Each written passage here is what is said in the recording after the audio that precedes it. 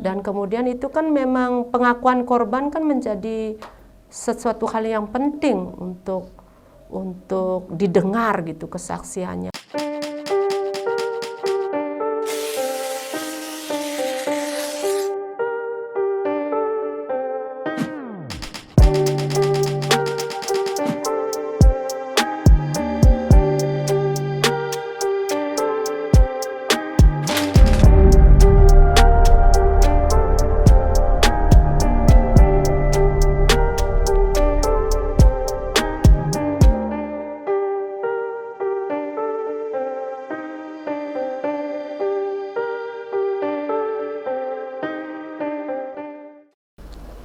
Itu pertama kali ya korban tahu tentang bagaimana proses di persidangan.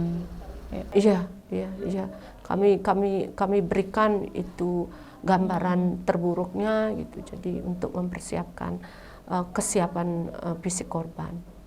Nah, seandainya ini korban ternyata tidak sanggup untuk mengikuti proses persidangan, itu apa yang akan terjadi ya, hal yang paling terburuk? Biasanya kan memang akan ditundakah untuk benar-benar siap, dan kemudian itu kan memang pengakuan korban kan menjadi sesuatu hal yang penting untuk didengar gitu kesaksiannya oleh semua pihak gitu, untuk kemudian memberikan gambaran yang detail bagaimana nanti keputusan hakim gitu, Mbak Sudiani gitu. Jadi itu memang sangat penting gitu. Jadi di situ semuanya terungkap ya, apa yang sebenarnya terjadi atau kesaksian korban selama di dalam persidangan, semuanya diungkap di situ. Di persidangan ya gamblang lah, korban benar-benar secara runut gitu menjelaskan detailnya seperti apa di BAP. Gitu. Memang konsistennya korban kemudian menyampaikan fakta bukti yang memang terjadi di depan persidangan. Dan yang penting memang kami juga mendapatkan fakta bukti bahwa antara pemeriksaan psikolog yang dikondisikan oleh pihak kepolisian dengan psikolog kami LBH Bali WCC Polda Bali itu memang sangat bersesuaian hasilnya begitu. Jadi seperti itu. Mudah kalau boleh disampaikan sedikit. Boleh atau bagaimana? Tidak. Iya. Pada dasarnya memang trauma yang sangat kuat, dan kalau kemudian korban memang ditanyakan oleh siapapun terkait dengan persoalan itu, korban merasa berada di tempat itu. Korban merasa kejadian itu terjadi saat ini. Di detik itu. Saya ulang ya Bu Budaya. Jadi ketika korban mendengarkan cerita ini atau membicarakan lagi, dia langsung seakan-akan merasa berada di tempat, di lokasi kejadian. Sampai sebegitunya ya. Dan situasi itu saat ini ada di depannya gitu. Jadi traumatiknya itu seperti itu. Gitu. Ya, berdasarkan pemeriksaan. Ya, jadi apa yang diungkap di persidangan fakta buktinya itu kemudian menjawab berbagai kesangsian publik ya, bahwa korban hanya mengarang cerita atau mungkin menginginkan sesuatu dari oknum yang mengaku Sulinggih ini.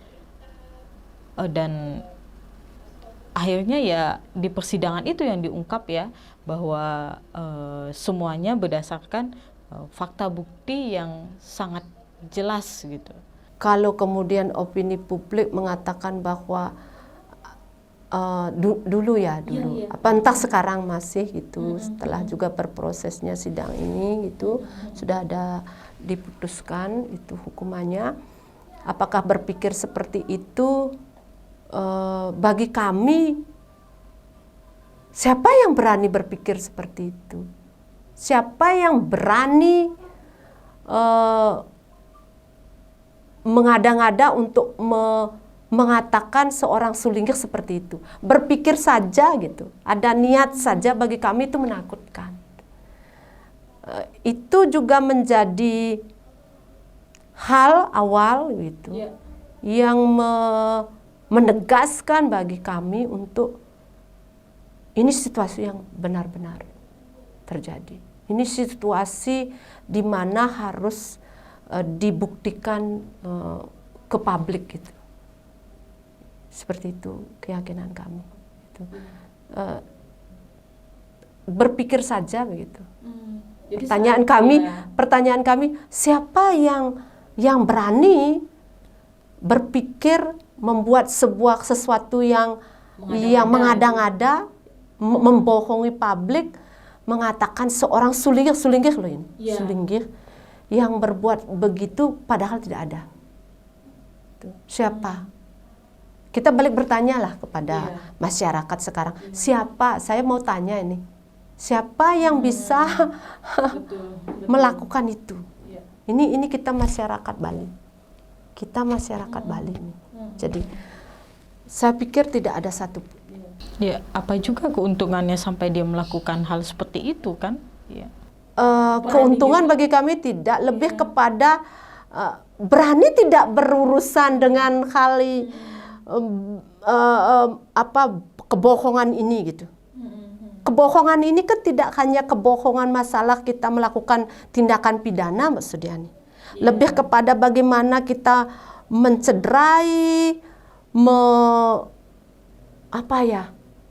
kita menampar gitu, benar-benar memang bahasanya, menampar keyakinan kita dan hal-hal seperti itulah Mbak Sudiani. Tidak sebanding lah budaya. Sangat tidak sebanding. Saya pikir saya balik bertanya lagi, siapa orangnya yang berani kemudian berpikir begitu, hanya berpikir saja ini Mbak Sudiani, apalagi melakukan perbuatan itu gitu. Saya pikir saya pribadi ini berpikir saya tidak mampu. Itu tindakan kejam bagi saya jika seseorang memanipulatif, mengada-ngada, melakukan kebohongan publik yang mengatakan dirinya diperlakukan ini dan itu oleh seorang sulingnya. Saya pikir saya tidak akan ada yang mampu itu. Menurut pribadi saya. Iya kan, kalau dipikir-pikir lagi apa keuntungannya melakukan seperti itu kan? Pokoknya intinya yang siapapun yang kita sucikan di Bali gitu. Entahlah beliau Bendesu Adat, entahlah beliau Serati, entahlah beliau sebagai pemangku. Siapa sajalah maksudnya. Jangankan berpikir seperti itu, berkata saja di dalam hati kita akan tidak baik kepada beliau, mungkin karena kita marah atau kita apa gitu misalkan, atau kita sentimen pribadi bilanglah gitu, rasanya kita akan mencoba untuk meredamkan itu gitu. Tapi untuk hal-hal yang memang perbuatan jahat, saya pikir mungkin agak memang boleh dikatakan berapa yang berani mengungkapkannya gitu. Berapa yang berani mengungkapkannya? Mungkin hanya secuil Mbak Sudiani, tapi untuk berpikir seperti itu padahal tidak ada, saya pikir tidak akan ada gitu. Menurut pribadi saya gitu. Sekeyakinan saya saat inilah. Gitu. Semoga tidak ada yang berani berpikir seperti itu. Dan kami berharap kalau memang tidak terjadi tidak. Dan yang di sini juga ditekankan oleh suami korban maupun korban untuk melapor adalah agar tidak ada lagi kejadian serupa dan tidak ada korban-korban berikutnya atas kasus seperti ini. Begitu. Itu yang memang menjadi motivasi beliau memang. Agar tidak ada korban lagi, cukuplah saya saja, karena bagaimana kemudian perasaan depresi saya, sedih saya yang pertama kali itu yang menyakitkan bagi saya dan tidak pernah kan saya lupakan itu terkait dengan suami saya mengatakan mengapa tidak artinya tidak melapor kepada saya, mengapa diam gitu di saat itu. Jadi itu kesedihan yang sebenarnya tidak bisa diapakan saja itu dengan memaafkan ya saya sini. Itu selalu diungkapkan oleh suami. Saya pikir istrinya sampai kapanpun itu masih tetap memikirkan kata-kata itu gitu. Walaupun saat ini kasusnya sudah divonis begitu Mbak Sudiani, itu pasti masih terngiang. Dan tidak kalah pentingnya juga di sini Bu Budaya bahwa kasus ini, bukti-bukti nyata ini menjadi pembelajaran yang sangat penting bagi masyarakat juga ya, bahwa bahwa sangat memungkinkan gitu seseorang dengan jabatan yang tinggi baik di pemerintahan maupun di dunia spiritual untuk melakukan tindakan-tindakan seperti ini sangat mungkin terjadi gitu.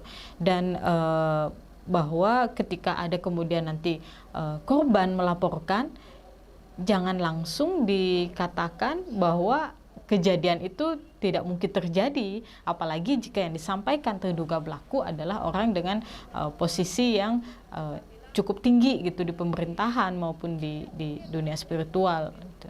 Dan ini yang ingin saya juga mohon penegasan dari Bu Buddha, karena ini masih menjadi perdebatan di masyarakat gitu, bahwa ketika seseorang melaporkan sebuah kasus pelecehan seksual, sejauh mana tindakan itu bisa disebutkan atau bisa dilaporkan sebagai tindakan kekerasan seksual.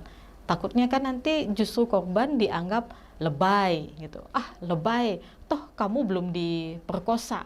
Nah kan omong-omongan seperti itu yang banyak disampaikan. Nah itu bagaimana Bu Buddha? Iya, intinya adalah sesuatu perbuatan yang membuat kita sebagai seseorang yang dimana kemudian diserang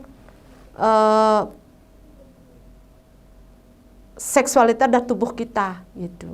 Pokoknya kita merasa tidak nyaman, tidak suka, tidak, itu menyakitkan bagi saya perlakuannya dia. Semacam perlakuan gestur tubuh yang melecehkan tubuh perempuan itu saja sudah bisa Bu, sudah. Jadi tidak harus ada yang namanya kalau bahasa gamblangnya gitu harus penisnya masuk penis ke vagina, kemudian ya, ada sperma seperti itu, tidak rabaan, sentuhan gitu, bahkan siulan gitu bisa. Ya. Bahkan kata-kata yang mengandung unsur pelecehan begitu, iya gitu. Jadi seperti intinya kita, ini apa orang ini kok memperlakukan saya seperti ini gitu. Saya merasa sedih gitu, sedih itu Mbak Sudiani perasaan kita. Pokoknya kata-katanya itu membuat kita, ini saya kok dia berani ya berbuat begitu sama saya, kok dia mengatakan itu ya kepada saya gitu. Gitu. Jadi ketidak dihargai sebagai seseorang individu, tapi lebih menjurus kepada tubuh kita gitu. Seperti itu ya. Yang sering sekali juga kemudian yang menjadi pikiran masyarakat kan, wajar dia diperkosa, dilecehkan karena berpakaian seperti itu gitu. Itu sering sekali. Tolong pakaian itu tidak akan menjadi apa? Menjamin, ya seperti itu. Tolong itu jadi tidaklah berpikir untuk itu begitu. Hati-hati begitu maksud kami itu. Dan pada saat Bu Buddha mengawal kasus ini dan sekarang sudah vonis ya pelakunya, itu Bu Buddha pernah mendapatkan cemoohan kemudian atau apresiasi dari pihak tertentu setelah mengawal ini? Kalau diapresiasi itu biasa-biasa saja bagi kami. Orang juga menyanjungnya tidak. Mencemooh juga tidak begitu. Jadi mereka mungkin saat sekarang ya menurut saya mungkin masih sedang belajar begitu, sedang memahami mungkin gitu. Sebenarnya kasus ini bagaimana gitu. Masih juga kami menduga, ini kan dugaan gitu. Semoga tidak gitu. Apa benar ya ini LBH Bali WCC-nya? Masih seperti kata Mbak Sudiani di awal kan, perdebatannya masih begitu. Ya kami tidak apa-apa. Jadi diapresiasi, bersyukur, malah kemudian dianggap sebagai pembuat huru hara, tidak apa-apa juga. Jadi tidaklah perlu Apapun itu hal responnya. itu tidak penting lah gitu. Iya, Yang iya. pasti kami hanya menjalankan apa yang memang harus dijalankan. Kami hanya pada konteksnya membeberkan fakta bukti gitu. Selebihnya tidak. Kini sudah semakin jelas ya, semakin jelas, semakin gamblang, semuanya sudah terungkap, dan dugaan-dugaan masyarakat yang di awal terkait kasus ini itu semoga telah terjawab ya dengan apa yang tadi Bu Buddha sampaikan semuanya. Sebenarnya kan tidak perlu diduga-duga lagi, Mbak Sudiani. Ini sudah Vonis sudah jelas ya. sudah fakta bukti di persidangan sudah terbeberkan. Putusan juga sudah ada juga, tapi kita tidak memang melampaui keputusan finalnya. Ini masih berproses di kasasi, ya.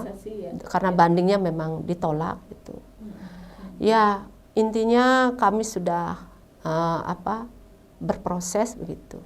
Ini benar-benar sebuah pembelajaran yang sangat penting kasus ini bagi kita semua ya.